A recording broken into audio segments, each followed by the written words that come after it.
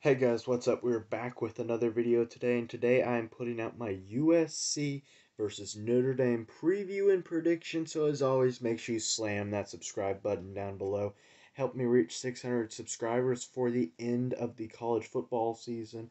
Like this video if you enjoy it. Comment all your thoughts and opinions down below.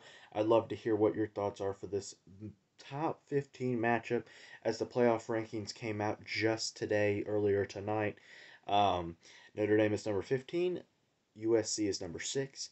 This brings in a top tier matchup to Hollywood as Notre Dame takes on the Trojans in the Coliseum this weekend. So I'm just going to make this a quick one because, well, Thanksgiving is coming up and I have a lot going on. So I'm just going to make a quick little 5-minute video. You guys can watch this and hopefully I'll have some analysis as Notre Dame enters into a bowl game, hopefully for a 10th win on the line. So to start off here, number one, Notre Dame had their 44-0 beat down of Boston College. Just to recap, Notre Dame has had an 8-3 season so far. They have had a lot of successes, but also a lot of failures, namely those in the Marshall and Stanford games. He had a loss to Ohio State, but that was at Ohio State, and that's reasonable in a first year. Marshall and Stanford were irrational losses, but you ended up beating North Carolina, Clemson, Syracuse, BYU. So you do have some solid wins on the schedule, but also some pretty tough losses.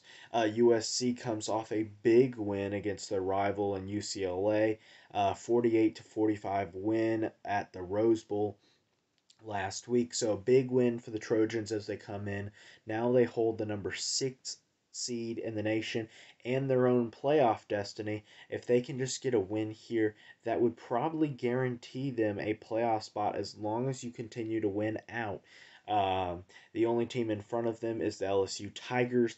The only problem that they have would probably be is if LSU wins the um, the SEC championship, my bad, I could not think of the word, the SEC championship, then you may have a problem of, do you put a two-loss LSU champion in, or do you put a one-loss Pac-12 champion in? That is a question for another day, but let's get through this. So what are the three keys to the game for the Notre Dame Fighting Irish against the Trojans? Number one, run the ball, dominate the line of scrimmage.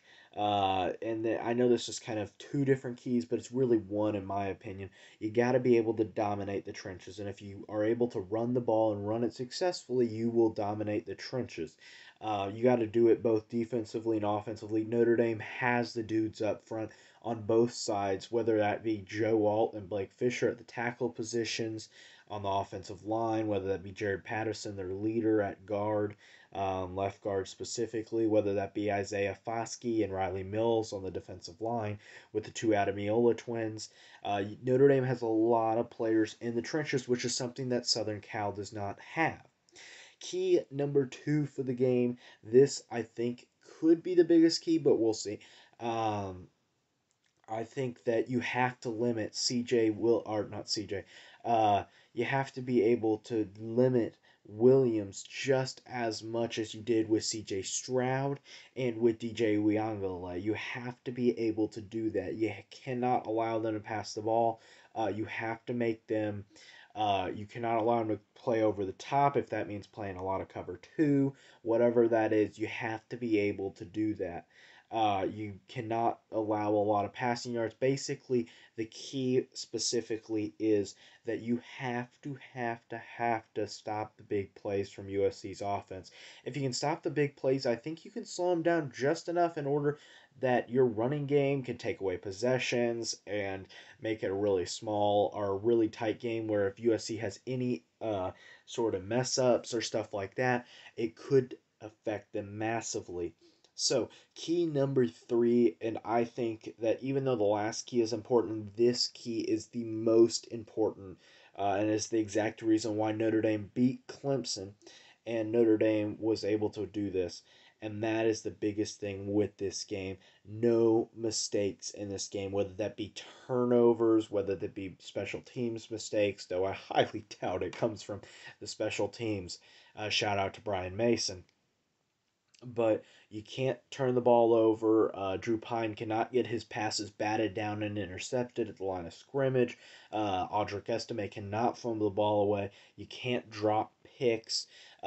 Benjamin Morrison has to show up to this game. He's done a great job all year. Just continue to show up, Benjamin, and show them that Benjamin as it comes in from the NFL.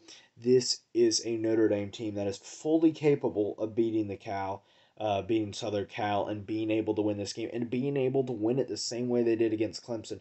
This is a Notre Dame team that can dominate the trenches and dominate USC, that it can take the ball away and have the ball for 40 minutes compared to USC's 20.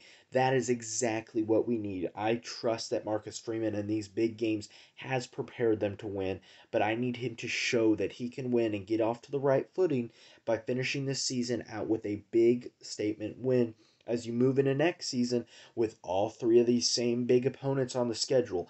At Clemson, a home game against Southern Cal, a home game against Ohio State. You have other teams on your schedule. If Miami gets back into the mix, you have other teams that this needs to be a statement win. But that's all I have for have for you guys today. Make sure to subscribe button down below. Check out previous videos.